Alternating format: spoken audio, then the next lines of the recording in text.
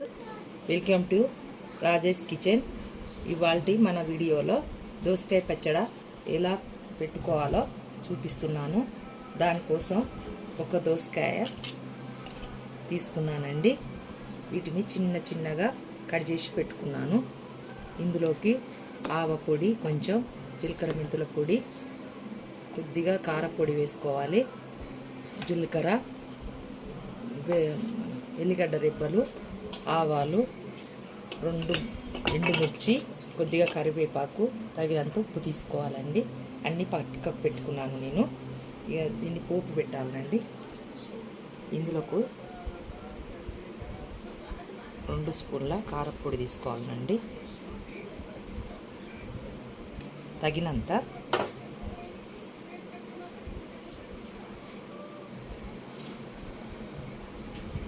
దీని 2 స్పూన్ల ఉప్పు వేసినండి.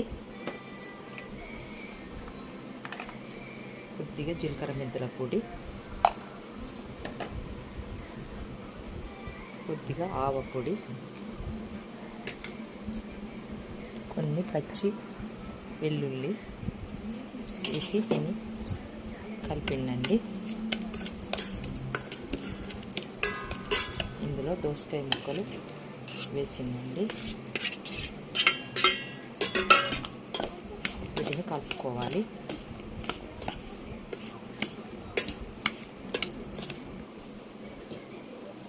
పోపు పెట్టుకోవాలండి.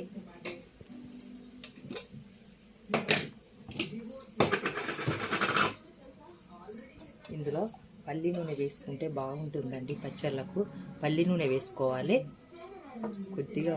కొద్దిగా ఎక్కువ వేసుకుంటే బాగుంటుందండి. ఎక్కిన తర్వాత ఇందులో ఎండిన మిర్చిని చిన్న చిన్న కట్ చేసుకొని వేసుకోవాలి.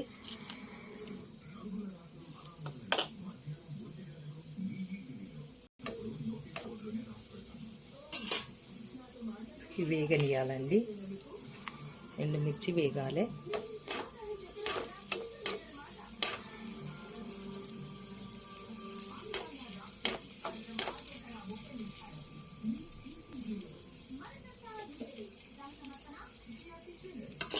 కొంచెం వేగిన తర్వాత 1 స్పూను జీలకర్ర వేసుకోవాలి. 1 స్పూను ఆవాలు వేసుకోవాలి.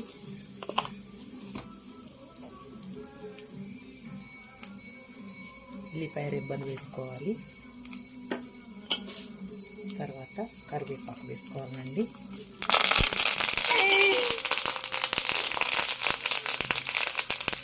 కొంచెం సిమ్ములో పెట్టుకోవాలి. పొయ్యిని మంట సిమ్ములో పెట్టుకోవాలండి.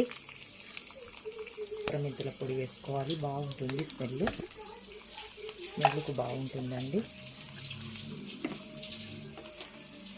దీన్ని మంచిగా కలపెట్టుకోవాలి.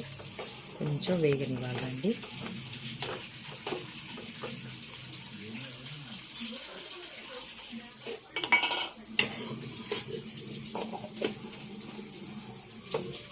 వేగిందండి. ఇప్పుడు వేగిన తర్వాత పొయ్యి కట్టేసి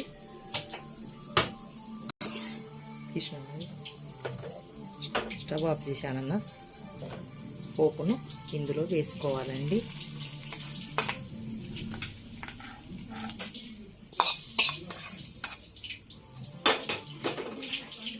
కలిపి పెట్టుకోవాలి.